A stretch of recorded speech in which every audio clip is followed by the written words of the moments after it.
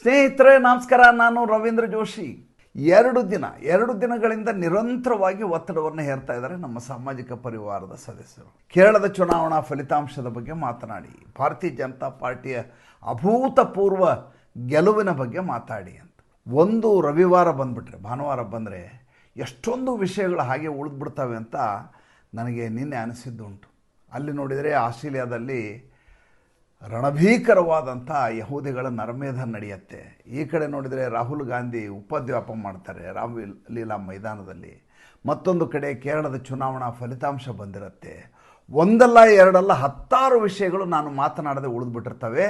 ಸೋಮವಾರಕ್ಕೆ ಅದು ಯಾವ ರೀತಿ ಕೂತಿರ್ತದೆ, ಚಾಮುಂಡಿ ಬೆಟ್ಟದ ರೀತಿ ನನ್ನ ಎದುರುಗಡೆ ಕಲೆ ಹಾಕಿಕೊಂಡು ವಿಷಯಗಳು ಕೂತಿರ್ತವೆ. ಮೊದಲನೇದಾಗಿ ಕೇರಳದ ಚುನಾವಣೆಯ ಬಗ್ಗೆ ಮಾತಾಡಿಬಿಡೋಣ. ಕೇರಳದ ಚುನಾವಣೆಯ ಬಗ್ಗೆ ಯಾಕೆ ಮಾತನಾಡಬೇಕು ಅಂದರೆ, ನೀವು ನಿರಂತರವಾಗಿ ಹಿಂದುತ್ವದ ಪುನರುತ್ಥಾನಕ್ಕಾಗಿ ಯಜ್ಞವನ್ನು ಮಾಡ್ತಾಯಿದ್ದೀವಿ. ಇದು ಅಕ್ಷರಶಃ ಯಜ್ಞ, ತಪನೆ. ಇದು ಈ ತಪನೆಯಲ್ಲಿ ಎಲ್ಲೋ ಒಂದು ಬೆಳಕಿನ ಸೆಲೆ, ಮಿಂಚಿನ ಸೆಳಕು ಹೊಡೆದ್ಬಿಟ್ರೆ ನಮಗೆ ಇದ್ದಕ್ಕಿದ್ದ ಹಾಗೆ ವಿದ್ಯುತ್ ಸಂಚಾರ ಆದಂಗೆ ಆಗಿಬಿಡುತ್ತೆ. ಹಾಗೆ ನೋಡಿದರೆ ಕೇರಳದ ಚುನಾವಣೆಯಲ್ಲಿ, ಒಟ್ಟು ಸ್ಥಳೀಯ ಚುನಾವಣೆಗಳಲ್ಲಿ, ಸ್ಥಳೀಯ ಸಂಸ್ಥೆಗಳ ಚುನಾವಣೆಯಲ್ಲಿ ಭಾರತೀಯ ಜನತಾ ಪಾರ್ಟಿ NDA ಒಕ್ಕೂಟ 3ನೇ ಸ್ಥಾನಕ್ಕೆ ಹೋಗಿದೆ. ಮೊದಲನೇ ಸ್ಥಾನದಲ್ಲಿ ಕಾಂಗ್ರೆಸ್ ಇದೆ, 2ನೇ ಸ್ಥಾನದಲ್ಲಿ ಎಡರಂಗ ಇದೆ, 3ನೇ ಸ್ಥಾನಕ್ಕೆ ಭಾರತೀಯ ಜನತಾ ಪಾರ್ಟಿ ಹೋಗಿದೆ. ಆ 3ನೇ ಸ್ಥಾನ ದಕ್ಕಿಸ್ಕೊಳ್ಳೋದೇ ಭಾಳ ದೊಡ್ಡ ಕಷ್ಟತಮ ಕೆಲಸ ಆಗಿತ್ತು, ನಮಗೆ ದುಸ್ತರಾಗಿತ್ತು, ಪ್ರಯಾಸಕರವಾಗಿತ್ತು. ಆದರೆ ಈ ಬಾರಿ 577 ಸ್ಥಳೀಯ ಸಂಸ್ಥೆಗಳಲ್ಲಿ 577 ಸದಸ್ಯರು ಗೆಲ್ಲೋದು ಅಷ್ಟೇ ಅಲ್ಲ, ತಿರುವನಂತಪುರಮಲ್ಲಿ ಭಾರತೀಯ ಜನತಾ ಪಾರ್ಟಿ ಮೆಜಾರಿಟಿಯಲ್ಲಿ ಬಂದಿದೆಯಲ್ಲ, ಇದನ್ನು ನಾವು ವಿಜಯೋತ್ಸವ ಅಂತ ಕರೀಲಾರದೆ ಏನೋ. ಭಾಳಷ್ಟು ಜನ ಅಂದರು, ನೀವು ಭಾರತೀಯ ಜನತಾ ಪಾರ್ಟಿಯವ್ರು ಒಂದಷ್ಟು ಸೀಟ್ ಬಂದ ತಕ್ಷಣ ಏನು ಕುಣಿದಾಡ್ತಾ ಇದ್ದೀರಿ, ಅಲ್ಲಿ ಕಾಂಗ್ರೆಸ್ ಗೆಲುವನ್ನು ಸಂಪಾದನೆ ಮಾಡಿದೆ ಅಂತ. ನನ್ನ ಕಡೆ ಎಲ್ಲ ಅಂಕಿಅಂಶಗಳಿರ್ತವೆ, ನಾವು ಉತ್ಪ್ರೇಕ್ಷೆಯಲ್ಲಿ ಮಾತನಾಡಲಿಕ್ಕೆ ಹೋಗೋದಿಲ್ಲ. ಎಲ್ಲ ನಿಖರವಾದ ಅಂಕಿಅಂಶಗಳೊಡನೆ ನಡೆದ ವಿದ್ಯಮಾನಗಳನ್ನು ಹೇಳ್ತೀವಿ. ಯಾವ ಸಂದರ್ಭದಲ್ಲಿ ನಾವು ಸಂತಸ ಪಡಬೇಕು, ಆವಾಗ ಸಂತಸ ಪಡದೆ ಹೋದರೆ ಭಾಳ ದೊಡ್ಡದಾದಂಥ ನಷ್ಟ ಆಗುತ್ತೆ. ಅಳಬೇಕಾದಾಗ ಅಳಬೇಕು, ನಗಬೇಕಾದಾಗ ನಗಬೇಕು ಅಂತ ಯಾವಾಗಲೊಂದು ಮಾತು ಹೇಳ್ತೇನೆ ನಾನು. ಯಾವತ್ತೂ ಅದನ್ನು ಹಿಡಿದಿಟ್ಕೋಬಾರ್ದು. ಈ 3155 ಸ್ಥಾನಗಳಲ್ಲಿ ಕಾಂಗ್ರೆಸ್ಸು ಗೆಲುವನ್ನು ಸಂಪಾದಿಸಿದೆ ಕೇರಳದಲ್ಲಿ ಸ್ಥಳೀಯ ಸಂಸ್ಥೆಗಳ ಚುನಾವಣೆಯಲ್ಲಿ. ಎಡರಂಗ 2ನೇ ಸ್ಥಾನಕ್ಕೆ ಹೋಗ್ಬಿಟ್ಟಿದೆ, 2565 ಸ್ಥಾನಕ್ಕೆ ಹೋಗಿದೆ. ಯಾವಾಗಲೂ ಎಡರಂಗ ಜಾಸ್ತಿ ಬರೋದು, ಕಾಂಗ್ರೆಸ್ ಆಮೇಲೆ ಬರೋದು. 2021 ಸ್ಥಳೀಯ ಸಂಸ್ಥೆಗಳ ಚುನಾವಣೆ ಸಂದರ್ಭದಲ್ಲಿಯೂ ಹೀಗೆ ಆಗಿತ್ತು. ಕಾಂಗ್ರೆಸ್ ಅತಿ ಹೆಚ್ಚು ಸ್ಥಾನಗಳನ್ನು ಸಂಪಾದನೆ ಮಾಡಿಬಿಡ್ತು. ಹಾಗಾದರೆ 2021 ವಿಧಾನಸಭಾ ಚುನಾವಣೆಯಲ್ಲಿ ಕಾಂಗ್ರೆಸ್ದೇ ಅಧಿಕಾರ ಬಂದ್ಬಿಡುತ್ತೆ ಅಂತ ಎಲ್ಲರೂ ಭಾವಿಸಿದರು. ಅದಾದಮೇಲೆ ವಿಜಯನ್ ಯಾವ ರೀತಿ ಕೊಟ್ಟರು ಅಂದರೆ, ಕಾಂಗ್ರೆಸ್ಸು ತತ್ತರಿಸೋಯ್ತು. ಅದಾದಮೇಲೆ ಮತ್ತೆ ವಿಪಕ್ಷದಲ್ಲಿ ಕೂತ್ಕೊಳ್ಳುವಂಥ ಅನಿವಾರ್ಯತೆ ಬಂತು ಅದಕ್ಕೆ. ಭಾರತೀಯ ಜನತಾ ಪಾರ್ಟಿ 577 ಸ್ಥಾನಗಳಲ್ಲಿ ಗೆಲುವನ್ನು ಪಡೆದಿದೆ. ಪ್ರಶ್ನೆ ಇರೋದು ಅದಲ್ಲ, ಪ್ರಶ್ನೆ ಇರೋದು ಯಾವ ಜಿಹಾದಿ ಮನಸ್ಥಿತಿಯ ರಾಜ್ಯ ಕೇರಳ. ಆಮೇಲೆ ತನ್ನನ್ನು ತಾನು ಅತ್ಯಂತ ಸಾಕ್ಷರರಿಂದ ಕೂಡಿದ ರಾಜ್ಯ ಅಂತ ಕರೆಸ್ಕೋತದೆ. ಅಲ್ಲಿ ಬಹಿರಂಗವಾಗಿ ಜಾತಿ ರಾಜಕಾರಣವನ್ನು ಯಾರೂ ಮಾತಾಡೋದಿಲ್ಲ. ಕರ್ನಾಟಕಕ್ಕೆ ಬಂದ ತಕ್ಷಣ ನಾವು ಹೇಳ್ತೇವೆ ಒಕ್ಕಲಿಗರು, ಲಿಂಗಾಯತರು ಅಂತೀವಿ. ಇನ್ನೊಂದು ಯಾವುದೋ ರಾಜ್ಯಕ್ಕೆ ಹೋದ್ರೆ ಅಲ್ಲಿ ದ್ರಾವಿಡರ ಬಗ್ಗೆ ಮಾತಾಡ್ತೀವಿ, ಹೀಗೆ ಮಾತಾಡ್ತಿರ್ತೀವಿ. ಆದರೆ ಕೇರಳದ ವಿಷಯದಲ್ಲಿ ಹಾಗೆ ಆಗೋದೇ ಇಲ್ಲ. ಕೇರಳದ ವಿಷಯದಲ್ಲಿ ಎಡರಂಗ ಕಳೆದ 45 ವರ್ಷಗಳಿಂದ ನಿರಂತರವಾಗಿ ತನ್ನ ದೌರ್ಜನ್ಯವನ್ನು ಮೆರೀತಾ ಇದೆ, ತನ್ನ ಪ್ರಭುತ್ವವನ್ನು ಸಾಧಿಸ್ತಾ ಇದೆ. ಅಲ್ಲಿ ಹಿಂದುತ್ವ ಅನ್ನುವುದು ಅಸ್ಮಿತೆಯಾಗಿ ಉಳಿಯಲಾರದೆ ನೇಪಥ್ಯಕ್ಕೆ ಹೋಗುವಂತೆ ಅಲ್ಲಿಯ ಎಡರಂಗದವರು ಮತ್ತು ಮುಸ್ಲಿಂ ಲೀಗ್ನವರು ನಿರಂತರವಾಗಿ ಪ್ರಹಾರ ಮಾಡ್ತಾ ಇರ್ತಾರೆ. ಯಾರ್ಯಾರು ಹಿಂದುತ್ವದ ಧ್ವನಿಯನ್ನೆತ್ತಾರೋ ಅವರ ಕೈಯನ್ನು ಕತ್ತರಿಸಲಾಗತ್ತೆ, ಕಾಲನ್ನು ಕತ್ತರಿಸಲಾಗತ್ತೆ.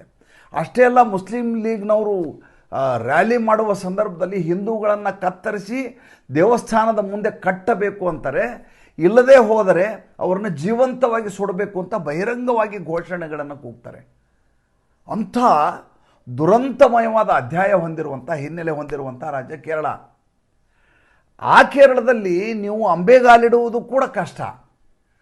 ಅಲ್ಲಿ ಓವರ್ನೈಟ್ ನಿಮಗೆ ಗೆಲುವಂತೂ ಸಿಗ್ಲಿಕ್ಕೆ ಸಾಧ್ಯವೇ ಇಲ್ಲ. ಆದರೆ ರಾಷ್ಟ್ರೀಯ ಸ್ವಯಂ ಸೇವಕ ಸಂಘ ಇದೆಯಲ್ಲ, ಅದು ಎಂದೂ ಚುನಾವಣಾ ರಾಜಕೀಯವನ್ನು ಮಾಡೋದಿಲ್ಲ. ನೀವು ಗಮನಿಸಿ ನೋಡಿ, ರಾಷ್ಟ್ರೀಯ ಸ್ವಯಂ ಸೇವಕ ಸಂಘ ಈಗ ಸಂಪೂರ್ಣವಾಗಿ ತನ್ನನ್ನು ತಾನು ಎಲ್ಲಿ ತೊಡಗಿಸ್ಕೊಂಡಿದೆ ಅಂದರೆ, ಎಲ್ಲಿ ಚುನಾವಣೆ ನಡೀತಾ ಇದೆ ಅಲ್ಲಿ ಕೆಲಸ ಮಾಡುತ್ತೆ ಅನ್ನೋದು ಒಂದು ಕಡೆ. ಆದರೆ ಅದನ್ನು ಬಿಟ್ಟು ಮಣಿಪುರದಲ್ಲಿ ಶಾಖೆಗಳನ್ನು ಮಾಡೋದು, ನಾಗಾಲ್ಯಾಂಡ್ನಲ್ಲಿ ಶಾಖೆ ಮಾಡೋದು, ಈಶಾನ್ಯ ರಾಜ್ಯಗಳಲ್ಲಿ ತನ್ನ ವಿಸ್ತಾರವನ್ನು ಮಾಡೋದು. ಯಾಕೆಂದರೆ ಹಿಂದುತ್ವ ಅನ್ನೋದು ಖಾಯಮ್ಮಾಗಿ ಪುನರ್ ಪ್ರತಿಷ್ಠಾಪನೆ ಆಗಬೇಕಾಗಿರುವಂಥ ಒಂದು ಧರ್ಮ ಅನ್ನುವಂಥ ಕಾರಣಕ್ಕೋಸ್ಕರ ನಿರಂತರವಾಗಿ ಹೋರಾಟ ಮಾಡುತ್ತೆ. ಈ ಹೆಂಗೆ ಅಂದರೆ ಇದು ರಾಷ್ಟ್ರೀಯ ಸ್ವಯಂ ಸೇವಕ ಸಂಘ ನಮ್ಮ ಉತ್ತರ ಕರ್ನಾಟಕ ಭಾಷೆಯಲ್ಲಿ ಹರಗತ್ತೆ, ಭೂಮಿಯನ್ನು ಹರಗೋದು, ಕುಂಟೆ ರಂಟಿ ಹೊಡೆದೆಲ್ಲ ಹರಿಗಿಬಿಡೋದು. ಆಮೇಲೆ ಬೀಜವನ್ನು ಹಾಕಿ ಬೆಳೆಯನ್ನು ತೆಗೆಯೋದು ಭಾರತೀಯ ಜನತಾ ಪಾರ್ಟಿಗೆ ಕೆಲಸ ಆಗುತ್ತೆ. ಯಾವಾಗಲೂ ಒಂದು ಸಂಘಟನೆಗೆ ರಾಜಕೀಯ ಬಲವಿದ್ದಾಗ ಮಾತ್ರ ತನ್ನ ಅಸ್ತಿತ್ವವನ್ನು ಉಳಿಸ್ಕೊಳ್ಳೋಕ್ಕೆ ಸಾಧ್ಯ. ರಾಷ್ಟ್ರೀಯ ಸ್ವಯಂ ಸೇವಕ ಸಂಘ ಆ ರೀತಿಯ ಒಕ್ಕಲುತನವನ್ನು ಮಾಡಿ ಭೂಮಿಯನ್ನು ಹದಗೊಳಿಸಿ ರಾಜಕೀಯವಾಗಿ ಭಾರತೀಯ ಜನತಾ ಪಾರ್ಟಿ ಅಲ್ಲಿ ತನ್ನ ಬೆಳೆಯನ್ನು ಬೆಳೀಲಿಕ್ಕೆ ಸಾಧ್ಯ ಆಗಿರೋದ್ರಿಂದ ಇವತ್ತು ನೀವು ಉಸಿರಾಡಲಿಕ್ಕೆ ಸಾಧ್ಯ ಆಗಿದೆ. ಕೇರಳದಲ್ಲಿ ಆಗಿರೋದೇ ರಾಷ್ಟ್ರೀಯ ಸ್ವಯಂ ಸೇವಕ ಸಂಘ ನಿರಂತರವಾಗಿ ಈ ಮುಸ್ಲಿಂ ಲೀಗ್ನವರು ಎಡರಂಗದವರ ಪ್ರಹಾರದ ಮಧ್ಯೆ, ದೌರ್ಜನ್ಯದ ಮಧ್ಯೆ ತನ್ನ ಉಸಿರನ್ನು ಉಳಿಸಿಕೊಂಡಿದೆ.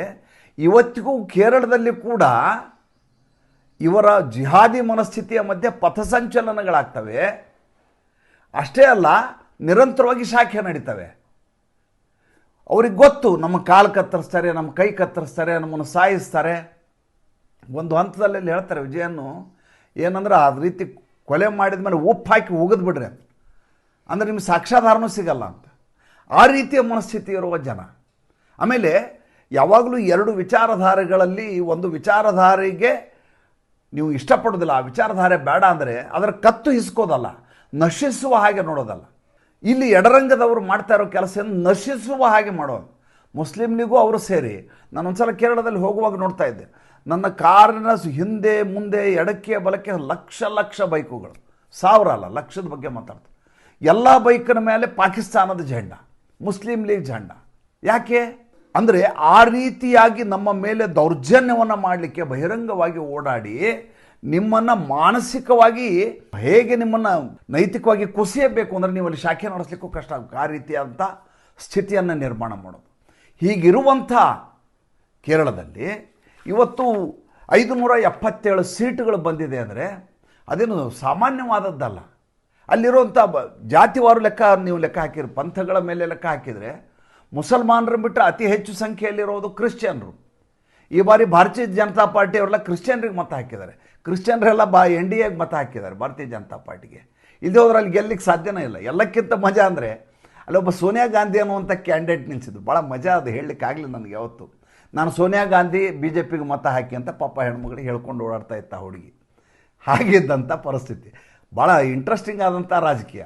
ಭಾಳ ದೊಡ್ಡ ಮಟ್ಟದ ಗೆಲುವಾಗಿಬಿಡುತ್ತೆ. ಕೇರಳದಲ್ಲಿ ನಗರ ಪಾಲಿಕೆ ಚುನಾವಣೆ ಗೆದ್ದುಬಿಟ್ರೆ ನಾವು ನಾಳೆ ವಿಧಾನಸಭಾ ಚುನಾವಣೆ ಗೆದ್ದುಬಿಡ್ತೀವಿ. ಆ ರೀತಿ ಅದಲ್ಲ. ಎಲ್ಲಿ ನಮ್ಮ ಧ್ವನಿಯೇ ಇರಲಿಲ್ವೋ ಅಲ್ಲಿ ಮತ್ತೆ ಧ್ವನಿ ಶುರುವಾಗಿದೆ ಅಂದರೆ ನೋಡಿ, ಸಂಸತ್ತಿನಲ್ಲಿ 2 ಸೀಟ್ ಇಟ್ಕೊಂಡು ಕೂತ್ಕೊಂಡು ಸರ್ಕಾರ ಮುಂದೆ ಒಂದು ದಿವಸ ನಾವು ಮಾಡ್ತೀವಿ ಅಂತ ಅಟಲ್ ಬಿಹಾರಿ ವಾಜಪೇಯಿ, ಅಡ್ವಾಣಿ ಅಂತವರೆಲ್ಲ ಓಡಾಡಿದಾರ್ರಿ. ಅವ್ರಿಗೆ ಎಷ್ಟು ಕಿಂಡಲ್ ಮಾಡ್ತಾಯಿದ್ರು ಅಂದರೆ, ಅವ್ರಿಗೆ ಹೆಂಗೆ ವ್ಯಂಗ್ಯ ಮಾಡಿ ಲೇವಡಿ ಮಾಡ್ತಾಯಿದ್ರು ಅಂದರೆ, ನೀ ಒಟ್ಟು ಎಷ್ಟು ಸಂಖ್ಯೆ, ನಾನು ಅವರು ಇಬ್ಬರು ಇದ್ದೀವಲ್ಲ, ಗೆಲ್ತೀವಿ ಅನ್ನೋದು ಅಲ್ವೇ ಅಲ್ಲ, ಅವ್ರಿಗೆ ಸೋತಿಲ್ಲ ಅನ್ನೋದೇ ದೊಡ್ಡ ವಿಷಯ. ಹಾಗಿದ್ದಂಥ ಭಾರತೀಯ ಜನತಾ ಪಾರ್ಟಿ ಇವತ್ತು ನಿರಂತರವಾಗಿ 11 ವರ್ಷಗಳ ಕಾಲ ಅಧಿಕಾರ ನಡೆಸತ್ತೆ. ಮತ್ತು ಈ ಇತರ ವಿಪಕ್ಷದವರಿಗೆ ದೊಡ್ಡ ಸವಾಲಾಗಿ ಮುಂದಿನ 25-30 ವರ್ಷ ಇವರೇ ಇರ್ತಾರಂತ ಅವರಿಗೆ ಗಾಬರಿ ಹುಟ್ಟುವ ಹಾಗೆ, ಬೆಚ್ಚಿ ಬೀಳುವ ಹಾಗೆ ಭಾರತೀಯ ಜನತಾ ಪಾರ್ಟಿ ಬೆಳೆದಿದೆ ಅಂದರೆ ಅದು ಶುರುವಾಗಿದ್ದು ಹೀಗೆ ಶುರುವಾಗಿರುತ್ತೆ. ಒಂದು ಕಿಡಿಯ ಕ್ರಾಂತಿ ಅದು. ಇವತ್ತೇನು ತಿರುವನಂತಪುರಮಲ್ಲಿ ಈ ರೀತಿಯ ಫಲಿತಾಂಶ ಬಂದಿದೆಯಲ್ಲ, ಒಂದು ಕಿಡಿಯ ಕ್ರಾಂತಿ ಅದು. 50 ಸೀಟು ಕಡಿಮೆ ಏನಲ್ಲ, 101ರಲ್ಲಿ 50 ಸೀಟು ಭಾರತೀಯ ಜನತಾ NDAಗೆ, LDFಗೆ 29, ಎಡರಂಗಕ್ಕೆ ಲೆಫ್ಟ್ ಇದು ಫ್ರಂಟ್ಗೆ, UDFಗೆ 19 ಸ್ಥಾನ. ಅವ್ರಿಗೆ 29, ಇವ್ರಿಗೆ 19. ಭಾರತೀಯ ಜನತಾ ಪಾರ್ಟಿ NDAಗೆ 51. ಅಲ್ಲಿ ಅದ್ಭುತವಾದಂಥದ್ದು ಏನಂದರೆ ಲೇಡಿ ಸಿಂಗಮ್, ರೇಡ್ ಶ್ರೀಲೇಖಾ ಅಂತ ಅವ್ರ ಹೆಸರು. ಈ ರೇಡ್ ಶ್ರೀಲೇಖಾ ಇವ್ರು ಮಾಡಿದ್ದೇನಪ್ಪ ಅಂದರೆ ಇಡೀ ಜೀವನ ಪರ್ಯಂತ ಯಾವ್ಯಾವ ಸ್ಥಾನದಲ್ಲಿದ್ದಾರೋ, ಈಕೆ 1987 ಬ್ಯಾಚಿನ IPS ಆಫೀಸರು, ಮೊದಲ ಮಹಿಳಾ IPS ಆಫೀಸರ್ ಇನ್ ಕೇರಳ, ಮೊದಲ ಮಹಿಳಾ DGP ಇನ್ ಕೇರಳ. ಇವರು 33 ವರ್ಷ ಸರ್ವಿಸ್ ಮಾಡ್ತಾರೆ. 2020ರಲ್ಲಿ ರಿಟೈರ್ ಆಗ್ತಾರೆ. ಇವರು ಇರೋವರೆಗೂ ಯಾವ್ಯಾವ ಖಾತೆಯಲ್ಲಿದ್ದಾರೋ ಅಲ್ಲೆಲ್ಲ ಕೂಡ ಇವರು ಕ್ರಾಂತಿಯನ್ನೇ ಮಾಡಿದ್ರು. ನೀವು ಯಾವ ಬೇಕಾದ ಜಾಗ ತಗೊಳ್ಳಿ. ವಿಜಿಲೆನ್ಸಲ್ಲಿದ್ದರು, ವಿಜಿಲೆನ್ಸಲ್ಲಿ ಕ್ರಾಂತಿಕಾರಿ ಬದಲಾವಣೆ ಮಾಡಿದರು. ಜೈಲ್ ಸೂಪ್ರಿಡೆಂಟ್ ಇದ್ದರು. ಯಾವ ರಾಜಕೀಯ ಕೈದಿಗಳಿಗೆ ಇನ್ನಿಲ್ಲದ ಹಾಗೆ ಅಲ್ಲಿ ಅತಿಥಿ ಸತ್ಕಾರ ಆಗ್ತಾಯಿತ್ತು ಅದನ್ನೆಲ್ಲ ನಿಲ್ಲಿಸಿದರು. ಅದಾದಮೇಲೆ ಇವರು ಕೋಸ್ಟಲ್ ಇದರಲ್ಲಿ ಪೋರ್ಟ್ನಲ್ಲಿ ಕೆಲಸ ಮಾಡಲಿಕ್ಕೆ ಶುರು ಮಾಡಿದರು. ಅಲ್ಲಿ ಯಾವುದೇ ರೀತಿಯ ಕಳ್ಳ ಸಾಗಣೆ ಆಗಲಾರ್ದಾಗ ನೋಡಿಕೊಂಡ್ರು. ಕ್ರೈಮ್ ಬ್ರಾಂಚನ್ನಲ್ಲಿದ್ದರು. ಕ್ರೈಮ್ ಬ್ರಾಂಚನಲ್ಲಿದ್ದಾಗ ಆರ್ಥಿಕ ಅಪರಾಧಗಳನ್ನೆಲ್ಲ ಹೊಡೆದು ಬಿಸಾಕಿದ್ರು. ಹೇಳಲಿಕ್ಕೆ ಒಂದಲ್ಲ ಎರಡಲ್ಲ, ಆ ರೀತಿಯದಾದಂಥ ಸಾಧನೆಯನ್ನು ಮಾಡಿದ ಹೆಣ್ಮಗಳು. ಈಕೆ ನಿರಂತರವಾಗಿ ರೇಡ್ ಮಾಡ್ತಿದ್ರು ಅಂಥೇಳಿ ಇವ್ರಿಗೆ ರೇಡ್ ಶ್ರೀಲೇಖಾ ಅಂತ ಹೆಸರಿಟ್ಟು.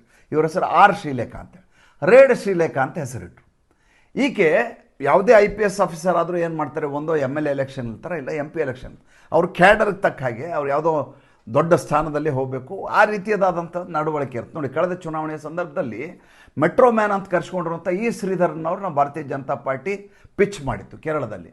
ಪ್ರಜ್ಞಾವಂತರಿರೋ ರಾಜ್ಯದಲ್ಲಿ ಪ್ರಜ್ಞಾವಂತರಿಗೆ ಬೆಲೆ ಇಲ್ಲ.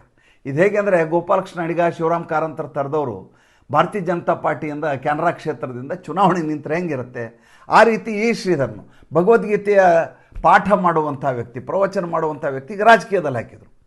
ಆದರೆ ಈಕೆ ಹಾಗಲ್ಲ. ನಮ್ಮ ಆರ್ ಶ್ರೀಲೇಖಾ ಇದ್ದಾರಲ್ಲ, ಈಕೆ ರಾಜಕಾರಣಿಗಳ ಜೊತೆ ಜಂಗಿ ಕುಸ್ತಿ ಆಡಿ ಅನುಭವ ಇದೆ.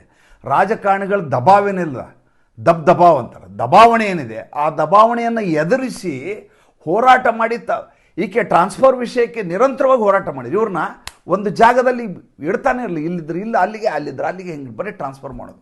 33 ವರ್ಷಗಳಲ್ಲಿ ನಿರಂತರವಾಗಿ ಇವರು ಖಾತೆಗಳನ್ನೇ ಬದಲಾವಣೆ ಮಾಡಲಾಗಿದೆ ಇವರು.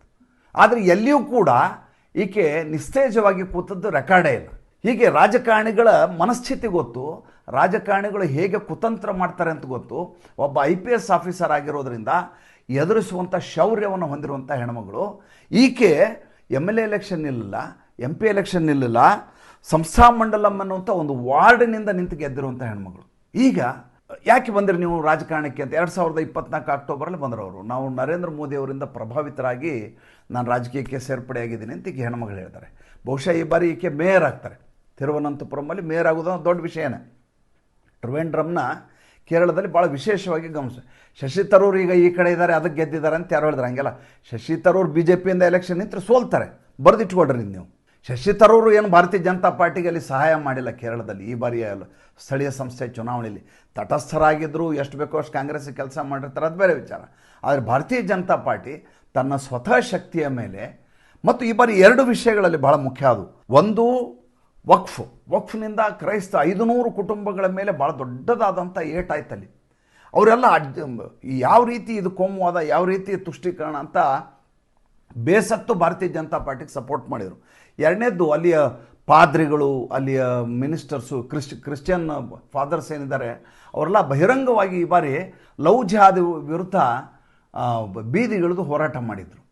2 ಅಂಶಗಳು ಈ ಬಾರಿಯ ಚುನಾವಣೆಯಲ್ಲಿ ಭಾಳ ದೊಡ್ಡ ಮಟ್ಟದಲ್ಲಿ ಕೆಲಸ ಮಾಡಿದ್ವು. ಯಾಕಂದರೆ ಎರಡನೇ ಅತಿ ದೊಡ್ಡ ನಿರ್ಣಾಯಕವಾದಂಥ ಕಮ್ಯುನಿಟಿ, ಅದು ಕ್ರಿಶ್ಚಿಯನ್ ಕಮ್ಯುನಿಟಿ, ಅದು NDA ಜೊತೆ ನಿಂತು. ಅದು ಈ ಬಾರಿಯ ಚುನಾವಣಾ ಸಂದರ್ಭದಲ್ಲಿ ಭಾಳ ದೊಡ್ಡ ಮಟ್ಟದ ಸಹಾಯ ಆಯಿತು. ನಾನು ಹೇಳೋದು, ಗೆಲುವನ್ನು ಯಾವಾಗಲೂ ನಾವು ಸಂಭ್ರಮಿಸಬೇಕು.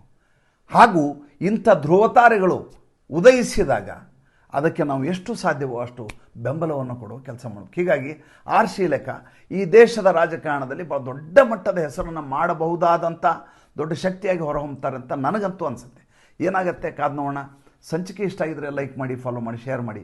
ದಯವಿಟ್ಟು ನಮ್ಮ ಮುಕ್ತ ಪತ್ರಿಕೋದ್ಯಮಕ್ಕೆ ಆರ್ಥಿಕವಾಗಿ ಬೆಂಗಾವಲಾಗಿ ನಮಸ್ಕಾರ.